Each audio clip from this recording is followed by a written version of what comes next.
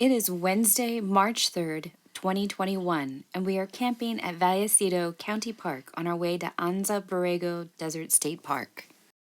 We got into camp later than anticipated yesterday and only had enough time to make dinner and set up the tent before dark.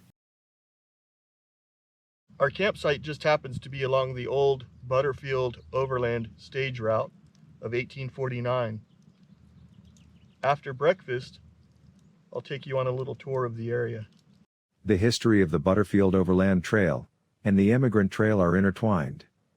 The purpose of awarding the mail contract to the Butterfield Overland Mail Company was not only for a route to deliver mail from coast to coast, but to aid immigrant travel to settle the West as well.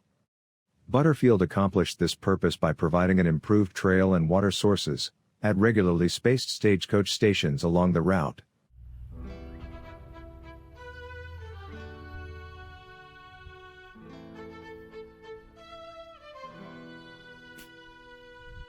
This southern route into California had a distinct advantage: it could be used in winter. Indians, adventurers, soldiers, sheep herders, emigrants, and 49ers all trekked across the desert on this trail. But this route also had its disadvantages. Summer travel could be dangerously hot and dry. Year-round, Box Canyon, a narrow slot through desert bedrock, posed a real challenge, as you will soon see.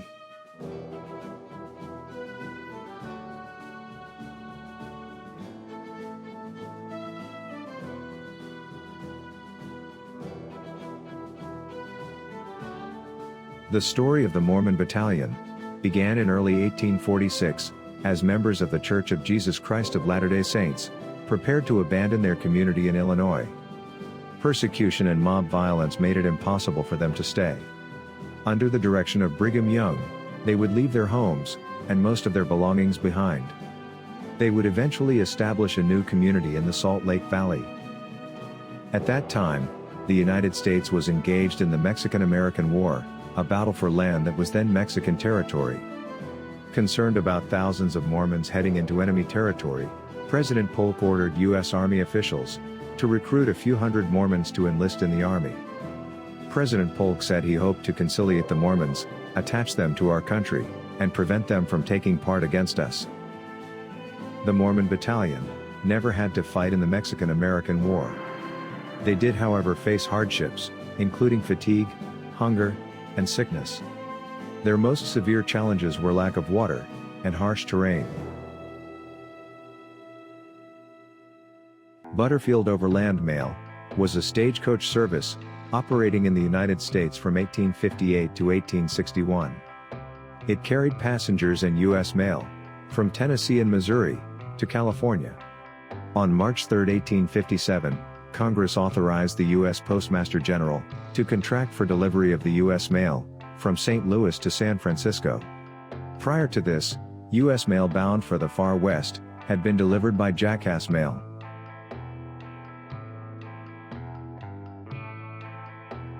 Most stops along the trail were only for a few minutes to change horses and drivers. Passengers ate a good meal only once every 24 hours at what were called home stations. Vallecito was a home station, and meals were provided to the Butterfield Overland travelers from produce and meat supplied by farmers on Mount Palomar. Meals mentioned as having been served at Vallecito include beef stew, venison, and sauerkraut. There were 2 coaches a week, and passengers could wait for the next coach, but the only sleeping accommodations were their own 2 blankets on the dirt floor. Alright, so watch your head as you come here.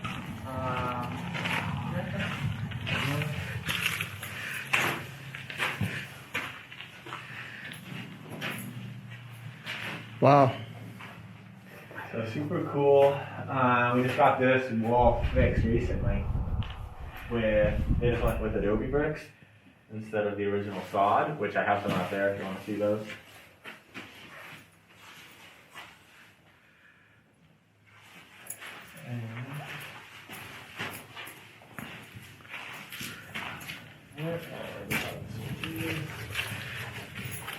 This is neat.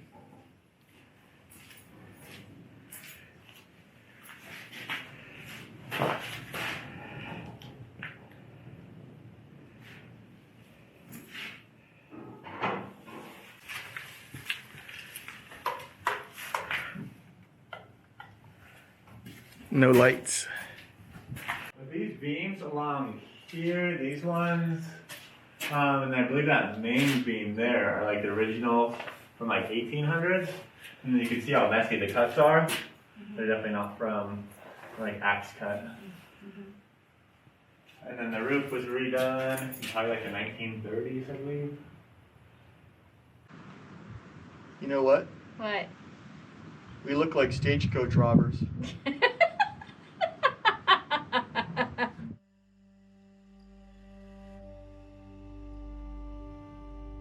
The Old Way, known as the Southern Immigrant Trail, and later as the Butterfield Overland Mail Route, traversed Box Canyon just east of here.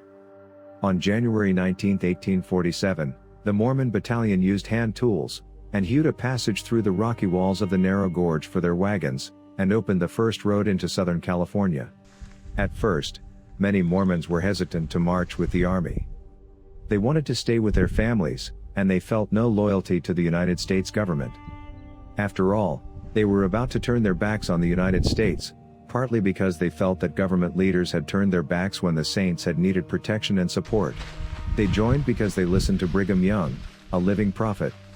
Young knew that their service would provide funds to help the saints reach the Salt Lake Valley, allowing them to gather as a covenant people. With trust in the Lord, and a prophet, volunteers prepared to march with the U.S. Army.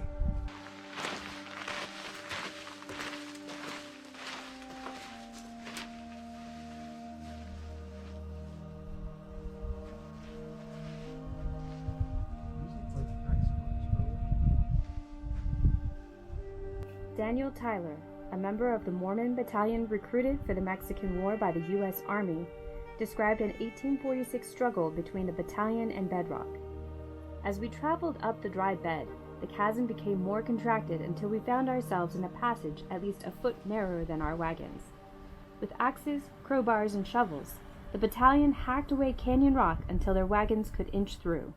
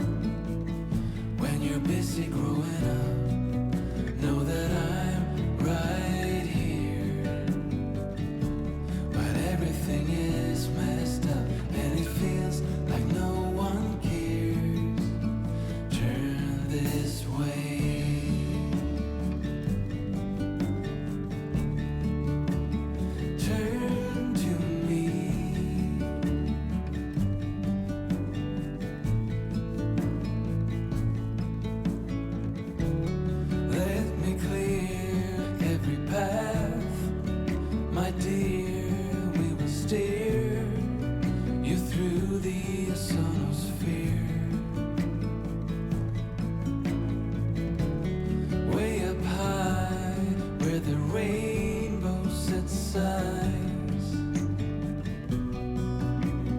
That's where courage lies. When you're busy growing up, know that I'm right here. But everything is messed up, and it feels like no one cares.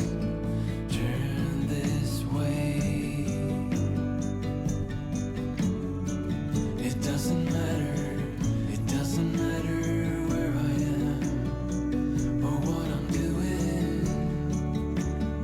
Ooh, you're what matters most to me. No one else comes close.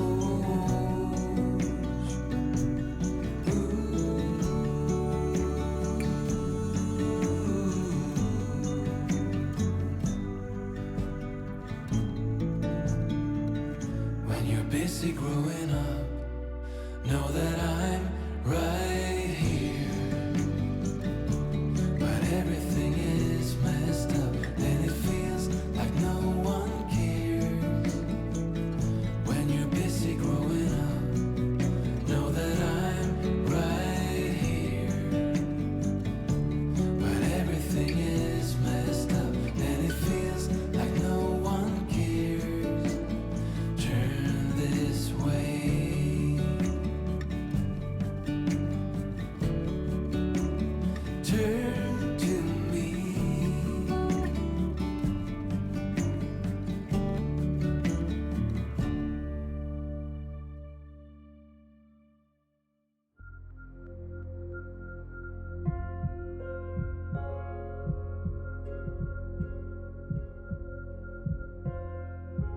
In February 1932, while the country felt the grip of the Depression, Marshall and Tanya South came to this mountain to build their home and live off the land.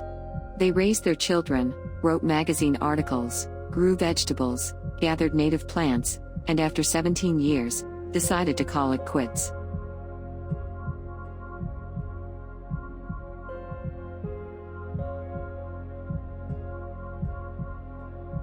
Living off the land proved difficult. Supplies had to be brought by Model T from Julian, and carried up on foot. Tanya South got tired of her eccentric mate's lifestyle, and the family split up, leaving Yaquatepec to the sun and the wind. Yaquatepec, or Ghost Mountain, still carries the reminders of South's homesteading adventure. The steep, mile-long walk to the home site will give you a breathtaking view of the land the South family called home. Look for signs of the ingenious water system with its cisterns and troughs. The adobe structure is quickly becoming a victim of the elements.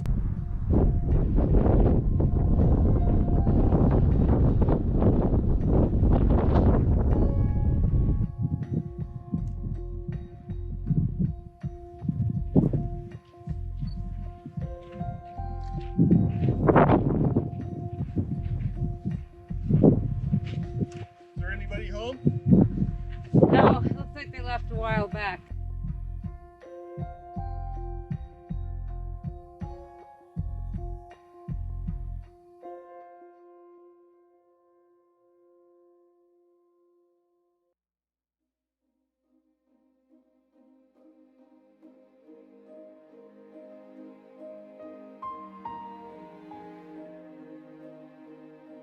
Where's the oven?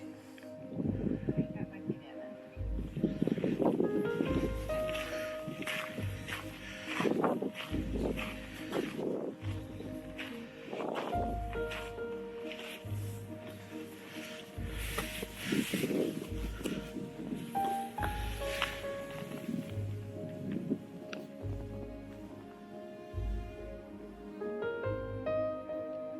Some sort of a fireplace.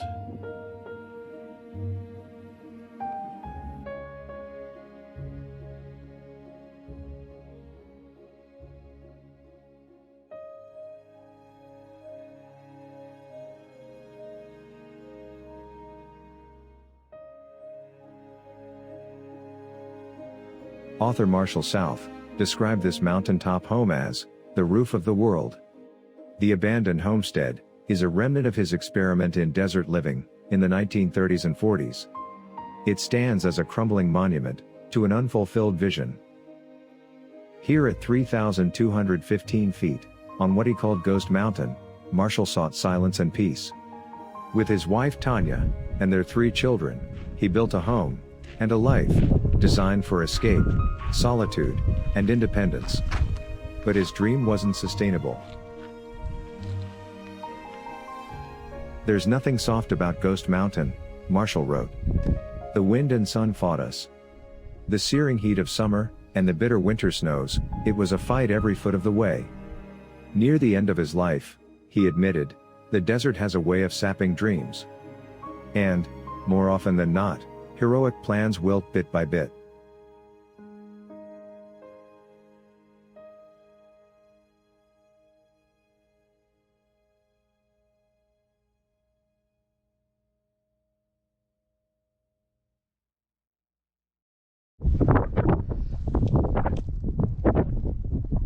There's a storm a-brewing. Let's get off the mountain. Let's go.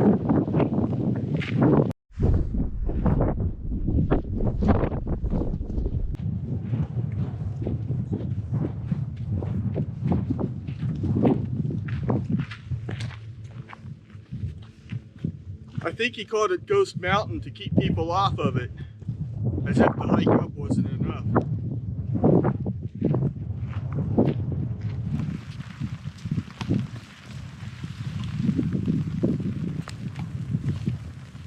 So we had to change our plans. We were going to camp at Fish Creek Wash, but since it's storming right now, we decided that the flash flood risk was too great. So we came back to the Vallecito County Park campground. We're the only ones here. As soon as the rain lets No. up, we're gonna try and cook dinner. You gotta say it louder. Louder. As soon as the rain lets up, we're gonna try and cook dinner. Good. That was loud enough. That's pretty loud the first time.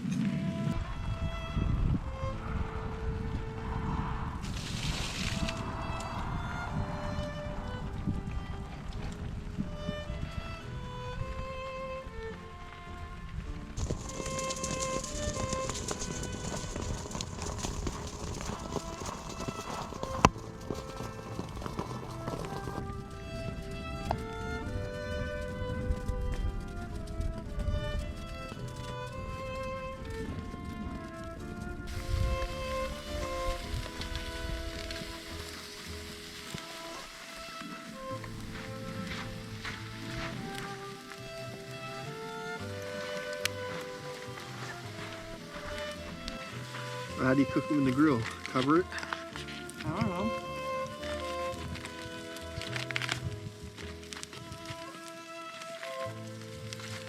Flip it over.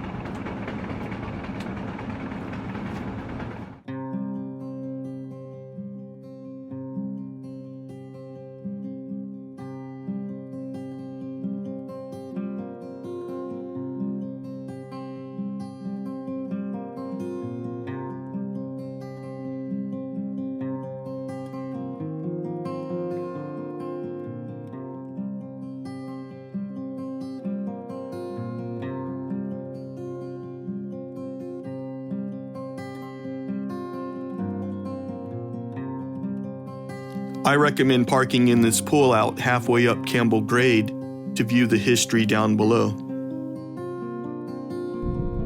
The Butterfield Overland Mail Route of 1849 is in the center of the screen. It parallels San Diego County Road S22.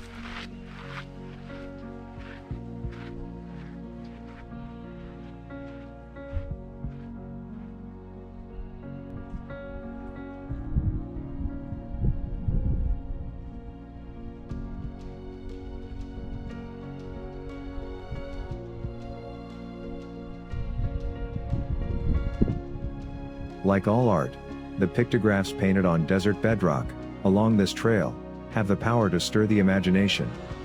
What do these symbols mean? Who created them? When, and why were they created? It's hard to answer those questions with certainty. Hundreds of years have passed since native artists had their inspiration.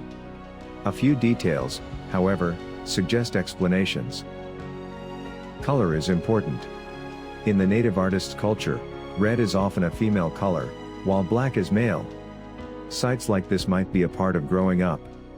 Young Indians, both boys and girls, went through initiation rites. Some pictographs appear to be related to a vision, or spirit helper. There it is.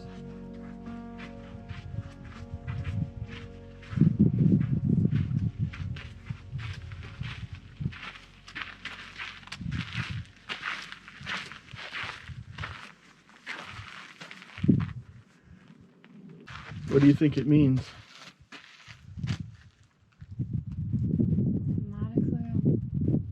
Well, that's obviously the sun.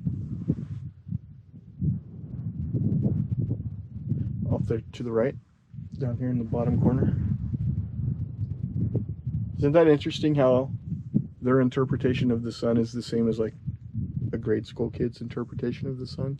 I don't know what the top left would mean. It's too pointy to be like water.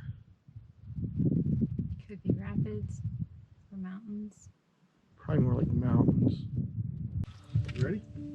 Just your butt. Yeah, 1, 2. There. Okay, can you come down and boost me? Yeah. Yeah, I'll get right on that.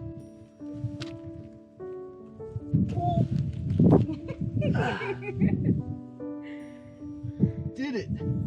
Yep, we did.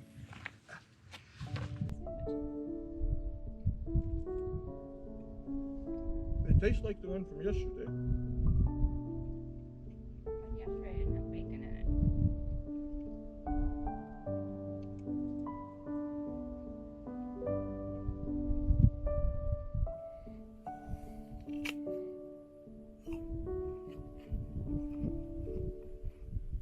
Recording our lunch spot. Yep. Thanks for the boost.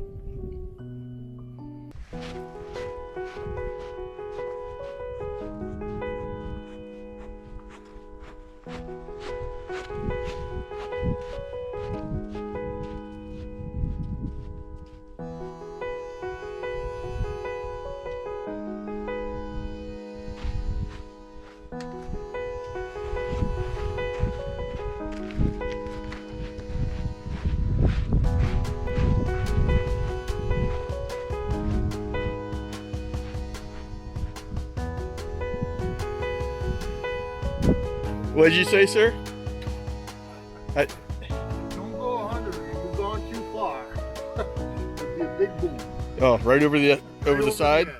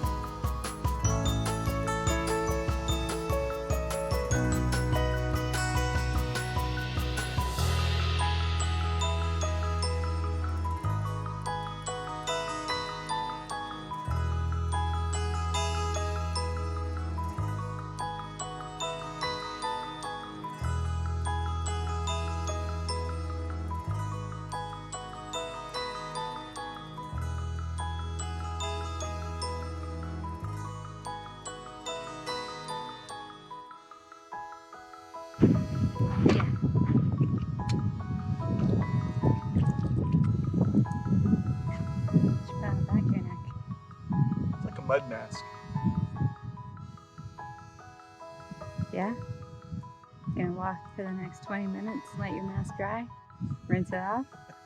No, let's go. I want Mexican food.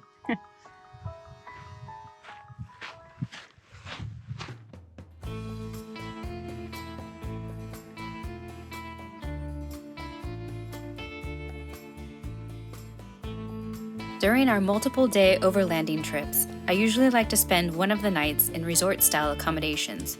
The last night of this adventure was spent at the Borrego Valley Inn.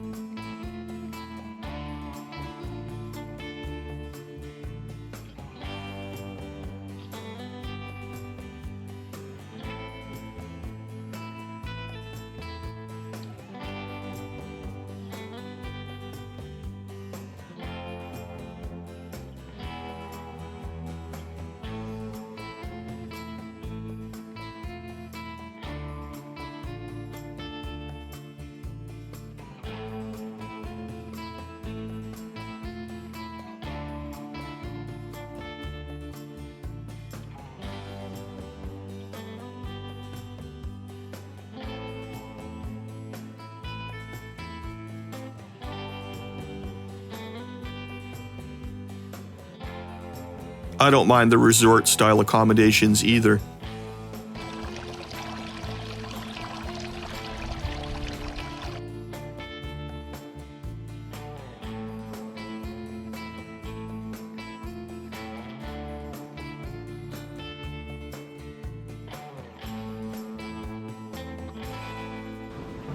Oh, that's nice.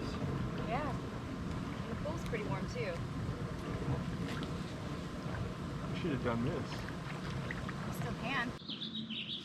What'd you get?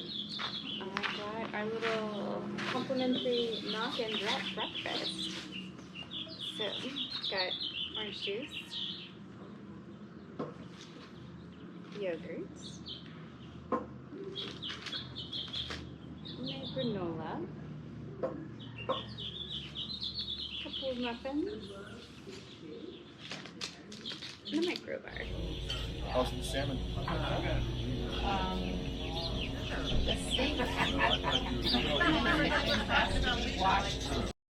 The next morning we went into Borrego Springs for breakfast and decided to stop at the farmer's market in Christmas Circle for souvenirs.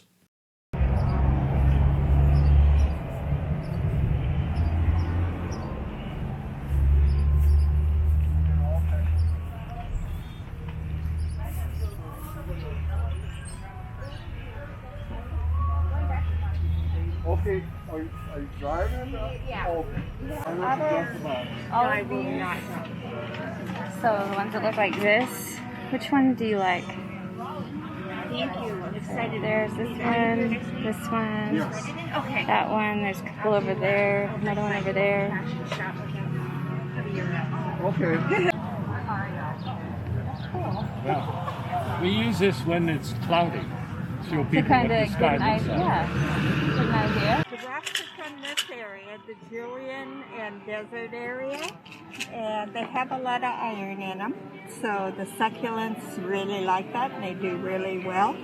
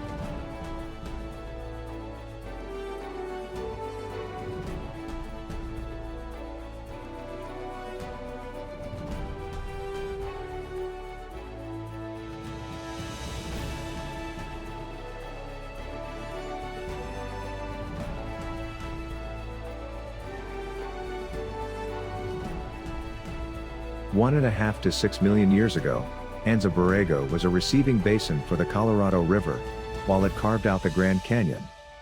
Earlier, Delta marine waters of the northern Gulf of California covered the area. Organic deposits settled and shifted as mountains rose. All of this movement leaves us with a treasure trove of many ancient land mammals, buried in the sedimentary layers of rock, conglomerate, and dried mud, as well as thousands of acres of canyons and dry washes to drive through, hike through, and explore.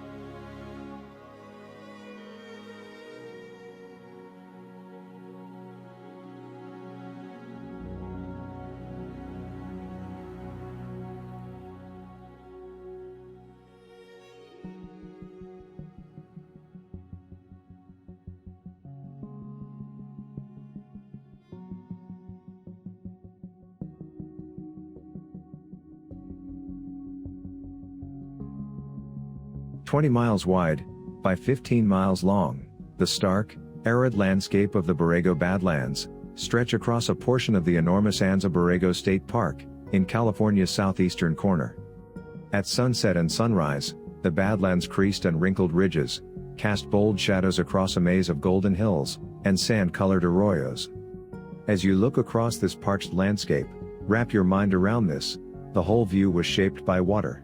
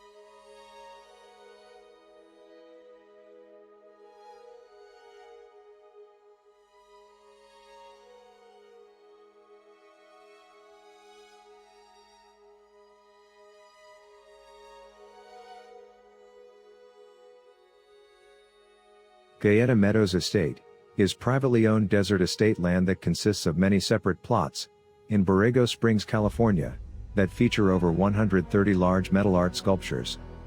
The sculptures were created by Southern California artist Ricardo Breseda via commission from Dennis Avery, the owner of Galleta Meadows. Now deceased, and an heir to the Avery label fortune, Mr. Avery located the sculptures on land he purchased for conservation.